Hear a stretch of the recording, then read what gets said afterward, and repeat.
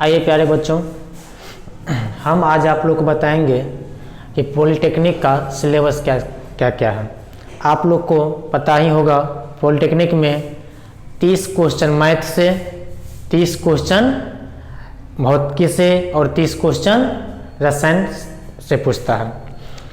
Total question होता है आपका 90। टोटल क्वेश्चन कितना होता है? 90। और समय जो इसके लिए होता है 2 घंटा 15 मिनट। ठीक है, ज़्यादा हम टाइम उस पर नहीं लेते हुए आगे बढ़ते हैं। हम पहले मैथ के जितना भी चैप्टर है सब चैप्टर के बारे में डिस्कशन करते हैं। उसके बाद आपको बताएंगे फिजिक्स के बारे में और केमिस्ट्री के बारे में।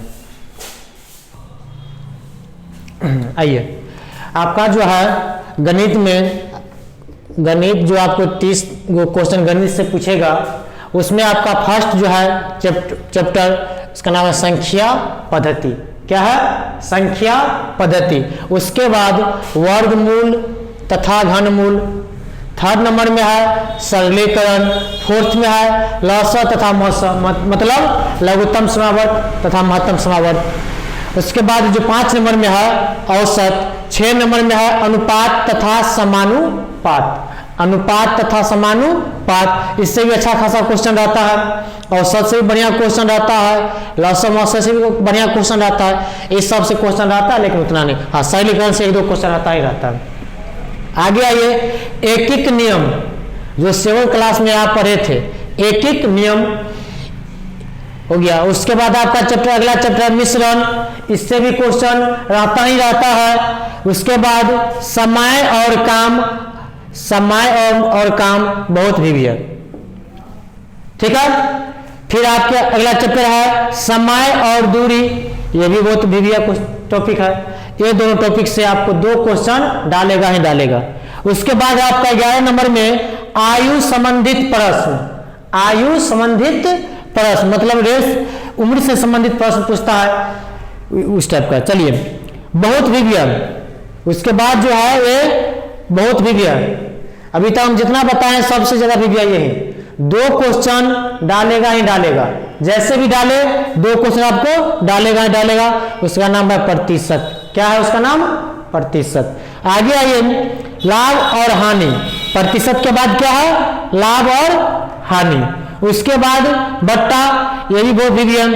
लाभ हानि तो है ही, बट्टा बहुत विज्ञान। उसके बाद आपका साधारण एवं चक्रवृद्धि ब्याज। देखिए, बच्चा यहीं पर आकर के फंसता है। साधारण एवं चक्रवृद्धि ब्याज बहुत बच्चा से इसका सवाल नहीं बनता रहता है। ठीक है, लेकिन बनेगा, घबराइए नहीं। शेयर और लाभांश, बैंक जमा पूंजी तथा किस्तों में भुगतान। सिलेबस में तो ये है, ध्यान दीजिए, सिलेबस में तो ये है, लेकिन इसका क्वेश्चन न के बराबर पूछता है। सिलेबस में आपका ये है लेकिन इसका क्वेश्चन क्या करते हैं? न के बराबर पूछता है। इसीलिए इसको आप साइड करके चलना है। एक और कराधन भी उसी का पाठन। ठीक है, अगला ये कहता है गुणनखंड। 19 नंबर में क्या आपका? गुणनखंड। गुणनखंड आपको है। उसके बाद घातांक एवं करनी। घातांक एवं करनी से भी क्वेश्चन आता है। लघुगणक, जो इंटर किए हुए हैं उसको पता होगा लघुगणक क्या होता है, लॉगरिथम। बहुपद, इससे भी क्वेश्चन आता है। द्विघात समीकरण, इससे भी क्वेश्चन रहेगा ही रहेगा। समुच्चय सिद्धांत, सेट थ्योरी 11th का। समुच्चय सिद्धांत सेट थ्योरी 11th का। जो बच्चा 10th करके आएगा उससे नहीं बनेगा उससे नहीं, क्योंकि लेकिन इससे क्वेश्चन आपको 1 से 2 क्वेश्चन 100% रहेगा सेट थ्योरी से। 11th का चीज हम। उसके बाद आइए वृत्त, आयत, वर्ग इत्यादि से संबंधित आपको क्षेत्रफल सब पूछेगा। ये क्षेत्रमिति में हम आगे हैं। उसके बाद घन तथा घनाभ का क्षेत्रफल पूछेगा। उसके बाद आपका बेलन, शंकु तथा गोला, इससे संबंधित क्षेत्रफल पूछेगा। उसके बाद प्रिज्म एवं पिरामिड से संबंधित क्वेश्चन पूछेगा। वृत्त, माप एवं रेडियन। अब आगे हम त्रिकोणमिति में, ये सब त्रिकोणमिति का है। वृत्तीय माप तथा रेडियन, इससे भी क्वेश्चन आता है। त्रिकोणमितीय अनुपात, बहुत क्वेश्चन, 2 से 3 क्वेश्चन इससे रहेगा ही रहेगा। ऊंचाई एवं दूरी, हाइट एंड डिस्टेंस, इससे भी क्वेश्चन आता है। उसके बाद आपका है, उसके बाद जो है आंकड़ों का वर्गीकरण, मतलब ये आ गया हम सांख्यिकी में, किसमें आ गया? सांख्यिकी में। आंकड़ों का वर्गीकरण, उसके बाद है केंद्रीय प्रवृत्ति की माप, माध्य का बहुलक। कई बार क्वेश्चन पूछ चुका है कि कौन ऐसा है जो केंद्रीय प्रवृत्ति की माप नहीं है? माध्य का बहुलक दिया रहेगा, एक और कोई ऑप्शन दे देगा, तो माध्य का बहुलक होता है।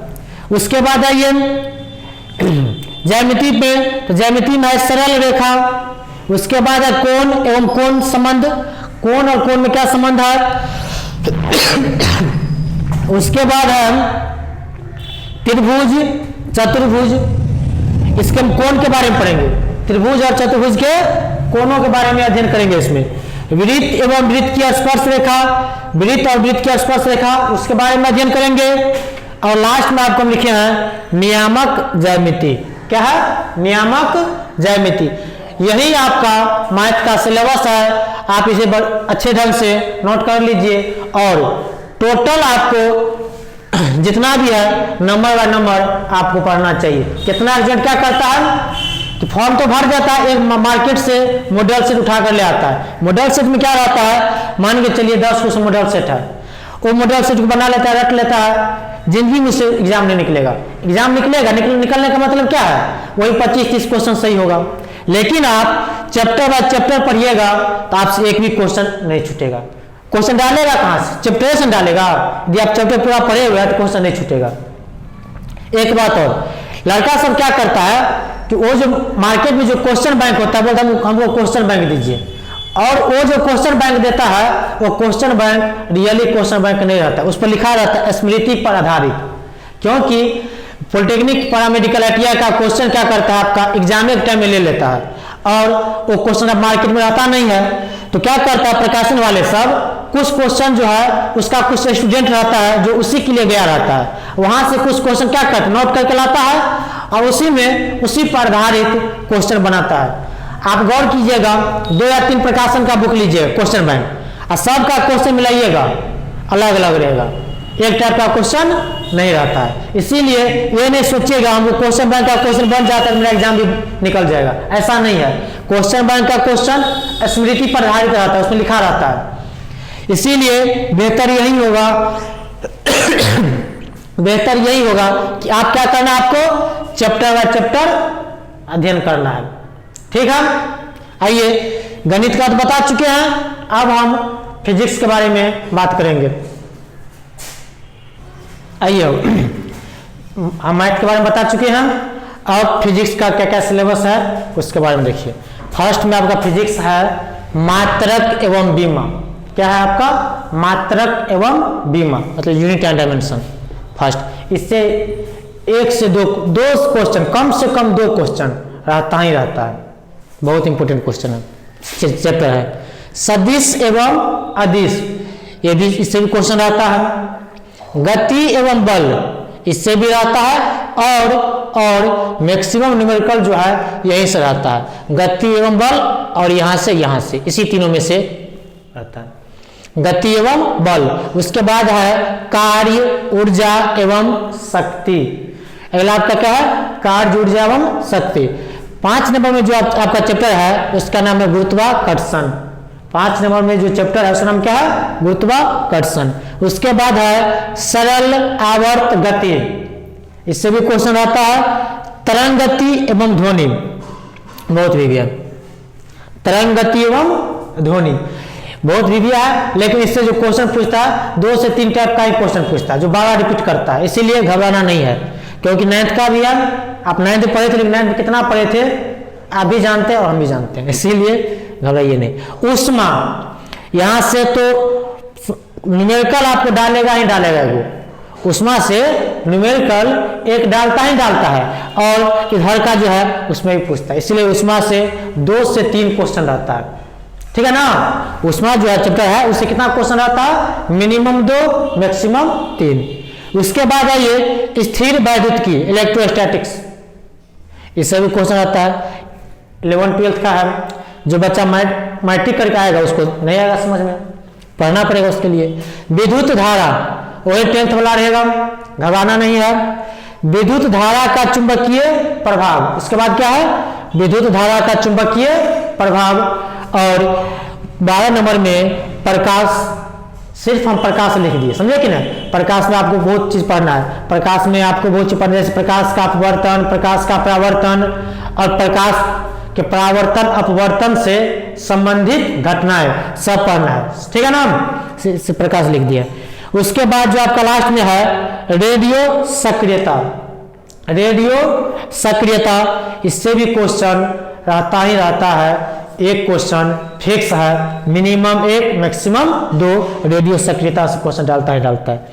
तो आइए हम आपको फिजिक्स में जितना भी चैप्टर है सबके बारे में बता चुके हैं, ठीक है ना।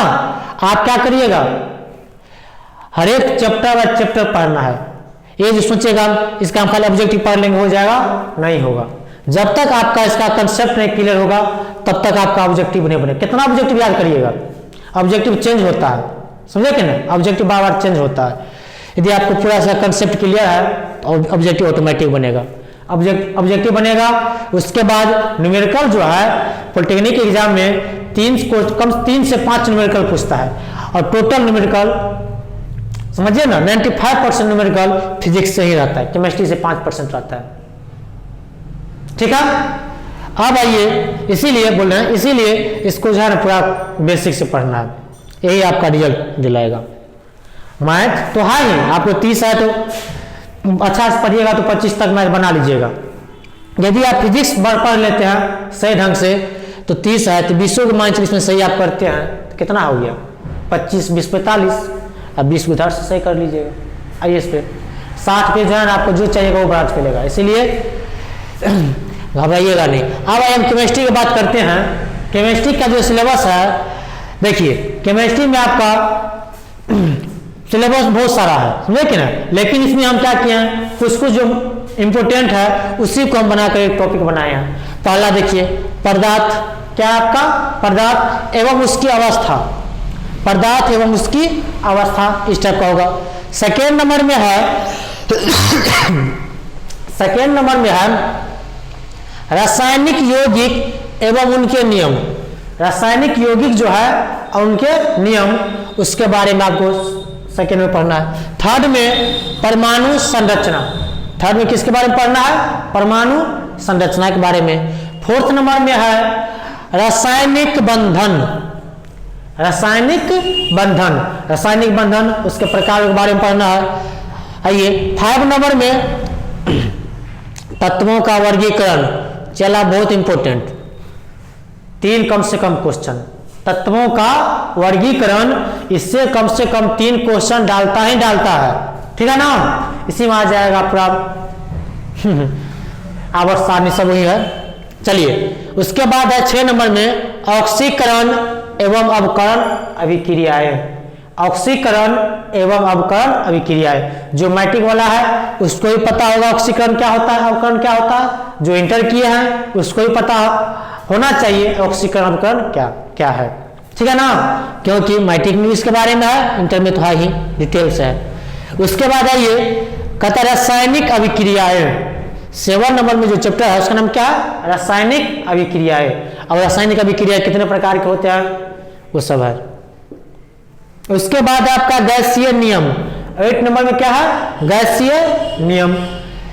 9 नंबर में विद्युत रसायन, 9 नंबर में जो क्या है आपका विद्युत रसायन, इससे भी क्वेश्चन रहता है। 10 नंबर में आपका अम्ल, क्षार तथा लवण। 10th वाला विद्यार्थी उसको तोड़ देगा पकड़ करके, नहीं तोड़ेगा जी।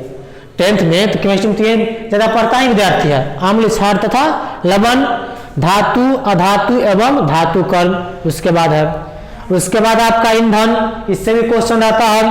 कार्बन एवं उनके यौगिक, बहुत विवियन, कार्बन एवं उनके यौगिक बहुत विवियन चैप्टर है, इससे क्वेश्चन आपको मिनिमम 3 क्वेश्चन डालेगा, मैक्सिमम 5 तक डाल देगा।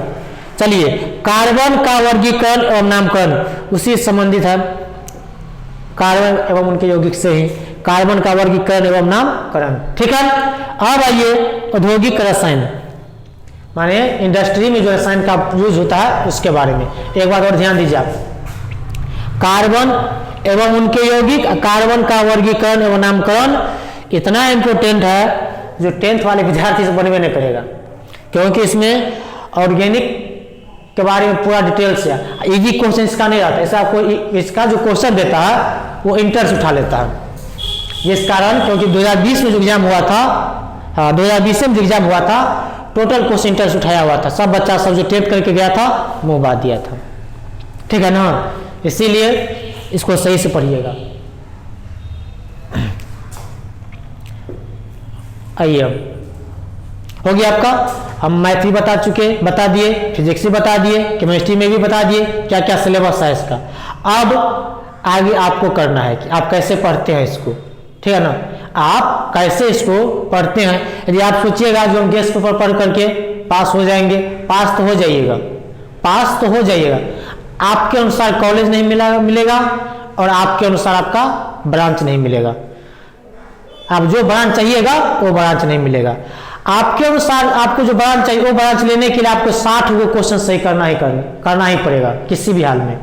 यदि आप 60 क्वेश्चन सही कर लेते हैं तब आपका जो ब्रांच चाहिएगा आप वो ब्रांच मिलेगा, ठीक है ना। यदि 65 गो क्वेश्चन आप सही कर लेते हैं 65 प्लस, तो जो कॉलेज चाहिएगा वो कॉलेज आपको मिलेगा, ठीक है।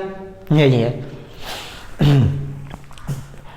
चलिए सही से इसको देख लीजिएगा अपना और ध्यान दीजिए। देखिए हमको जो लगा आपको हम बताए हैं, ठीक है।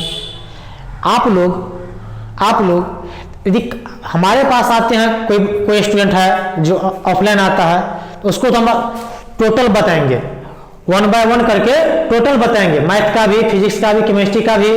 उसके बाद कम से कम 30 सेट प्रैक्टिस करवाएंगे, समझे कि। उसका तो टेंशन फ्री है, समझे कि नहीं। जो मान चलिए ऑनलाइन है, जो यहाँ नहीं आ सकते हैं, उसके लिए कुछ देखिए, सब चैप्टर का तो नहीं, लेकिन हम कुछ चैप्टर का जो इंपॉर्टेंट चैप्टर होगा उसका वीडियो डालेंगे। आप वहां से कोशिश करिएगा करने का, ठीक है ना। वहां से आप कोशिश करिएगा करने का, और नहीं होगा आप खुद से भी जहां से हो वहां से चैप्टर बाय चैप्टर पढ़ लीजिए, तब जाकर के आपका रिजल्ट होगा। नहीं तो आपका रिजल्ट नहीं होगा, ये बात याद रखिए। क्योंकि एक दिन का नहीं है, 2015 से ही हम जो है ना पॉलिटेक्निक पैरामेडिकल सबका तैयारी करवा रहे हैं। उत्तर बिहार का और उत्तर पूर्वी बिहार का ऐसा कोई कॉलेज नहीं होगा जिसमें जो है ना मेरा पॉलिटेक्निक का स्टूडेंट ना हो। इसीलिए जो मेरा अनुभव है आप लोग के सामने प्रकट किए हैं, अपने अनुसार देख लीजिएगा, ठीक है।